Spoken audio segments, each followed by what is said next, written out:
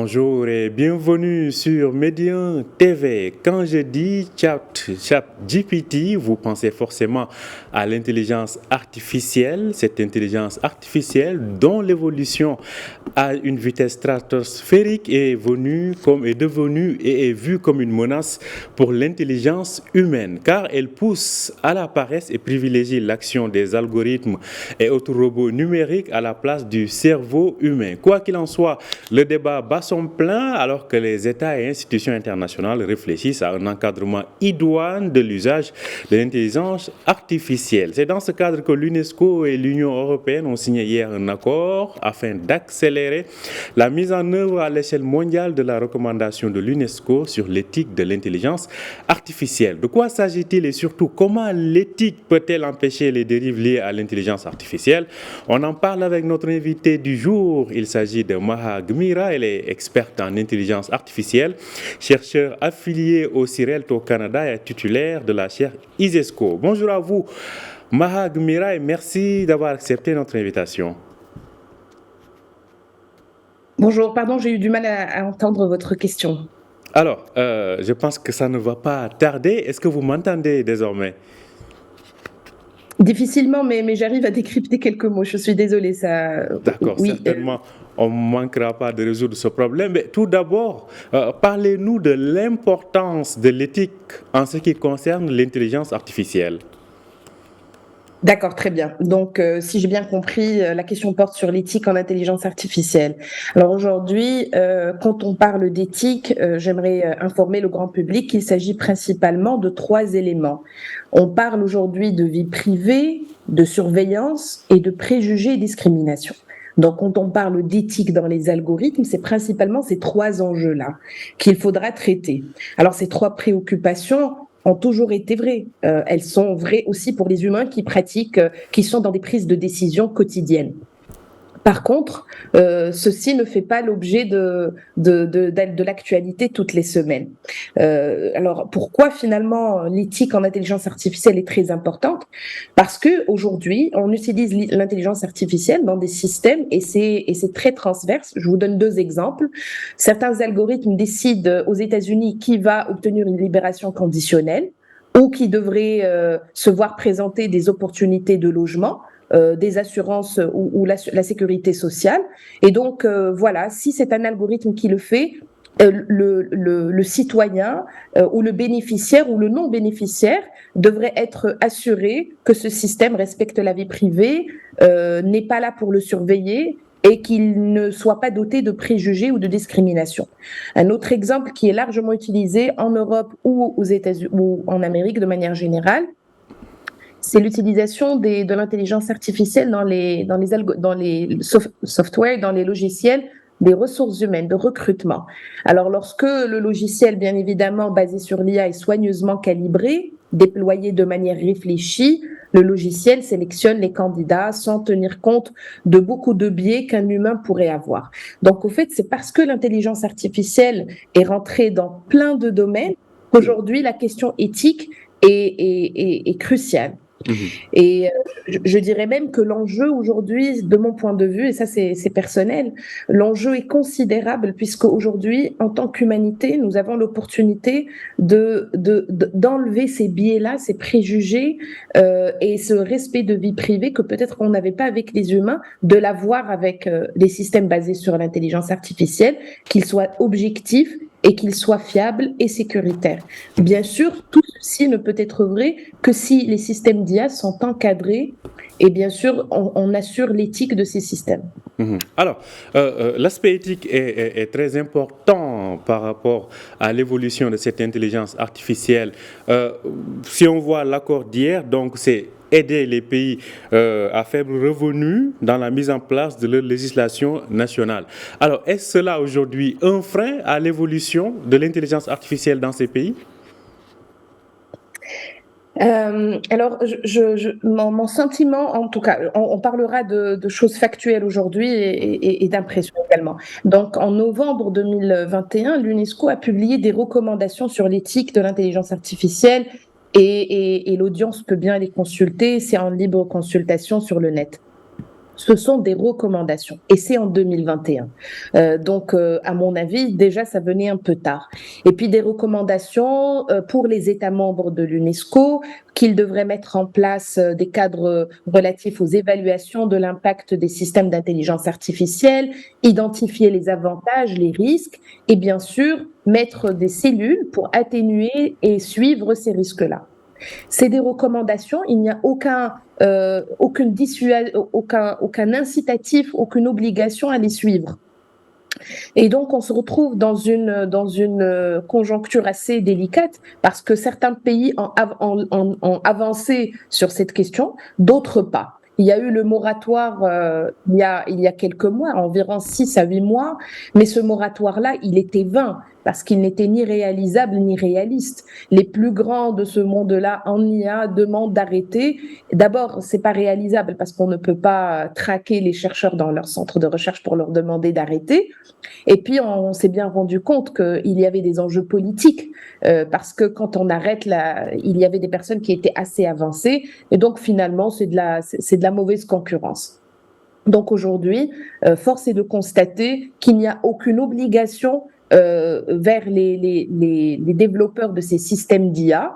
Et l'enjeu ici que j'aimerais peut-être expliciter, c'est qu'aujourd'hui, quelqu'un au Japon peut utiliser ChatGPT, les données seront hébergées quelque part aux États-Unis ou ailleurs. Et donc, au fait, le gouvernement, je donne un exemple, le gouvernement japonais n'a aucun contrôle sur ces données-là. C'est ça aussi l'enjeu, c'est que ces nouvelles technologies ont détruit les barrières, les frontières des pays. Alors, on se retrouve à utiliser des technologies, c'est pas comme si je la compare aux armes nucléaires, elles sont de souveraineté nationale. Quand un pays a une arme, ben, il l'a chez lui, il sait où elle est. La technologie basée sur l'IA, c'est hébergé dans des serveurs, dans des clouds quelque part dans le monde, et par contre, elle est accessible à tout le monde. Donc c'est aussi ça l'enjeu. C'est pour ça que ces questions éthiques doivent être portées par des organisations internationales avec un incitatif important pour que l'ensemble des pays suivent ces recommandations. Parce que je pense que... Oui. Alors, on se rappelle qu'en 2018, un forum avait été tenu au Maroc dans ce sens. Aujourd'hui, quelle évolution a-t-on pu enregistrer depuis ? Pardon, pouvez-vous répéter la question ? Alors, je disais qu'en 2018, un forum avait été tenu au Maroc en ce qui concerne justement l'évolution de cette intelligence artificielle. Comment les choses ont évolué depuis ? Donc, au Maroc, c'est bien ça ? Très bien. Alors, écoutez, pour être très honnête, le Maroc n'est pas très avancé sur cette question d'éthique de l'IA. Il y a eu en 2018 une signature, un forum qui s'est tenu de l'UNESCO sur l'éthique en IA, qui s'est tenu à Ben Guerir, avec l'ensemble des pays qui ont par la suite signé les recommandations. Donc, à ma connaissance, il n'y a pas encore de cadre proprement dit pour l'IA. Par contre, il y a plusieurs initiatives et des lois, une législation propre, plus que des initiatives sur la protection des données à caractère personnel. Mais ce n'est pas du tout l'IA. L'IA exige un cadre, et au fait, on le voit bien dans les pays d'Europe du Nord, on a des critères précis, fiabilité, sécurité, confidentialité des données. Donc, au fait, c'est des critères tangibles que le développeur doit tenir compte, dont il doit tenir compte lors de la conception de l'algorithme. Au fait, c'est des choses qui sont très bien documentées aujourd'hui. On n'a pas l'excuse de dire qu'on ne sait pas comment faire. Lorsqu'on développe l'algorithme, il faut qu'il soit ethical by design, donc que l'éthique soit incorporée lors du processus de conception de l'algorithme. Ensuite, dans le choix des données, pour que les données ne soient pas biaisées. Et ça, c'est ce qui génère les biais, notamment du genre. On privilégie une race, on privilégie un sexe au lieu d'un autre, et donc on se retrouve avec des biais. Donc, c'est tout au long de la chaîne qu'il faut penser ça. Aujourd'hui, on a un écosystème IA naissant qui ne date pas de quelques chercheurs, quelques centres, des initiatives qui se créent, des écoles de code qui se créent, des centres de formation. C'est très encourageant pour l'enseignement et la formation. mais dans le cadre législatif aujourd'hui au Maroc est très flou et inexistant par rapport à l'IA.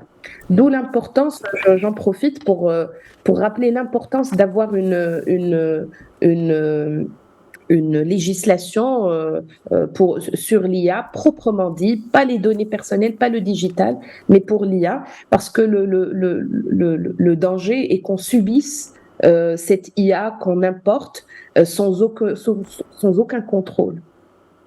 Alors, je rappelle qu'à ce propos, depuis novembre 2021, la recommandation de l'UNESCO sur l'éthique donc de l'intelligence artificielle fournit un cadre normatif commun à tous les pays du monde, et que cette recommandation est le premier donc, cadre normatif donc, et qui est adopté à l'unanimité des 193 États membres donc, de l'UNESCO. Alors, ça c'est l'aspect éthique et réglementaire. Parlons maintenant de l'aspect pratique par rapport à l'intelligence artificielle. Vous qui êtes experte en la matière, comment aujourd'hui voyez-vous l'intelligence artificielle dans la vie, dans le quotidien de nous les humains? Pensez-vous qu'on est en train de prendre la bonne direction ou peut-être qu'on a déjà dévié par rapport aux aspects de contrôle? Je pense qu'aujourd'hui, très honnêtement, l'intelligence artificielle est dans de très nombreux systèmes qu'on utilise, que ce soit à travers les systèmes des réseaux, les systèmes de recommandation des réseaux sociaux ou des suggestions qu'on a sur Netflix. Et ça, c'est que la partie visible de l'iceberg. Il y a énormément de systèmes qu'on utilise quand on franchit des frontières dans certains pays développés, lorsqu'on utilise des cartes crédit, que ce soit pour des banques nationales ou des banques internationales, des systèmes antifraude qui utilisent l'IA, la fiscalité dans certains pays, le recoupement des données, etc. Donc l'IA aujourd'hui est, je pense, présente davantage que ce que pourrait imaginer le public, le public en général. Maintenant, ce que j'aimerais dire, c'est qu'aujourd'hui, j'en profite, elle a été diabolisée. On en a tellement parlé et malheureusement, il y a eu de la désinformation qu'aujourd'hui, on a peur de l'IA. On doit être conscient que la science a toujours avancé avant le cadre éthique. Donc, il faut qu'on fasse notre mea culpa sur les années qu'on a perdues et qu'on se retrousse les manches, qu'on forme des comités nationaux qui seraient constitués d'éthiciens, de technologues, mais aussi de juristes. On fait des équipes multidisciplinaires qui vont penser, et chaque pays doit avoir son propre cadre. Il pourrait y avoir des règles qui régissent l'ensemble des pays, mais parce que justement, je l'ai dit plus tôt, l'IA, la technologie, ces nouvelles technologies ne connaissent pas de frontières, mais chaque pays a sa spécificité et devrait avoir son propre comité d'éthique en IA. Je dirais aussi que d'un point de vue technique, aujourd'hui l'IA, je travaille sur une branche de l'IA, ce qu'on appelle explainable AI, parce qu'aujourd'hui des systèmes dans des métiers très sensibles comme la santé par exemple, depuis quelques années, on a des systèmes d'IA qui performent beaucoup mieux que les radiologues, les oncologues pour détecter les tumeurs dans des images. Ils apprennent sur des millions d'images et donc ils sont très performants à la fin. Pourquoi on ne les utilise pas aujourd'hui dans nos hôpitaux pour accélérer le diagnostic et peut-être pour sauver des vies? Parce que justement, il n'y a pas de cadre éthique. Donc, je vous donne un exemple. Aujourd'hui, il y a une branche qui est l'Explainable AI où on explique, au fait, ça a été très opaque. Cette IA a été très opaque pour de nombreuses personnes et aujourd'hui, on essaie de la rendre transparente à la personne qui va prendre la décision. Donc, pour lui expliquer quelles sont les différentes étapes de sa compréhension à elle et de son analyse de cette radiographie pour qu'elle puisse donner le résultat. Encore là, l'IA n'est que là pour aider à prendre la décision, ce qu'on appelle le médecin augmenté. C'est comme si on avait un super outil qui va aider le médecin, l'avocat, le juge, le pharmacien, l'ingénieur, l'étudiant, l'enseignant, tout le monde, finalement, le journaliste également, pour l'aider à mieux faire son travail, à le faire plus facilement, plus rapidement. Elle ne se substituera pas à l'humain, elle viendra, il faut bien réaliser que l'IA va être un support pour nous augmenter dans nos capacités, comme les anciennes technologies qui ont été créées. Donc moi, je pense aujourd'hui, oui. En tout cas, c'est des données intéressantes et moi je retiendrai qu'elle est aussi utile à nous journalistes parce que des fois on se dit peut-être que l'IA finit de menacer notre avenir. Alors, peut-être une dernière question, c'est en termes de formation des jeunes et du futur par rapport à nos pays, par exemple. Comment orienter les jeunes à non seulement s'intéresser à cela, mais aussi je vais le dire, à se positionner sur des créneaux qui permettent à la fois de maîtriser les aspects que l'on craint en termes d'intelligence humaine, mais tout en étant à la pointe de la technologie. Je suis vraiment désolée, la connexion est très mauvaise. Alors, il semble qu'on aura peut-être besoin de l'intelligence artificielle aujourd'hui pour bien s'entendre. Je disais que par rapport à la formation, que faut-il aujourd'hui pour joindre à la fois l'utile à l'agréable, entre guillemets, l'évolution technologique et ces fameuses barrières qu'il faut mettre pour ne pas échapper au contrôle par rapport à ce qui est relatif à l'intelligence artificielle. D'accord, donc vous parlez du volet formation, c'est ça? Effectivement. D'accord, très bien. Alors justement, merci beaucoup pour cette question, je pense qu'elle est très pertinente. Aujourd'hui, si nous avons une richesse aujourd'hui, si nous nous démarquons des autres pays, des autres continents, parce qu'aujourd'hui je parle, pour cette question-là, je parle à l'échelle continentale, nous avons une belle jeunesse. Nous avons un âge moyen médian en Afrique de 19,8%, 19 ans, 19,8 ans, donc quasiment 20 ans, lorsqu'il est de 34 aux États-Unis et 38 en Europe.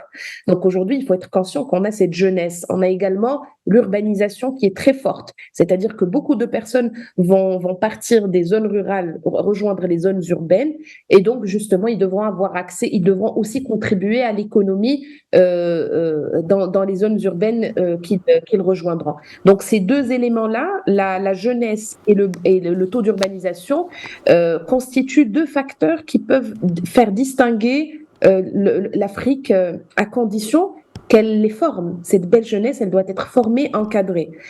Aujourd'hui, l'Europe connaît un shortage, elle connaît un déficit très important au niveau des talents IT. Elle vient se ressourcer ici, en Afrique. Ça veut dire que nous sommes très bons quelque part. Mais il faut trouver les mécanismes de rétention de ces forces-là ici, parce que c'est qu'on en a besoin.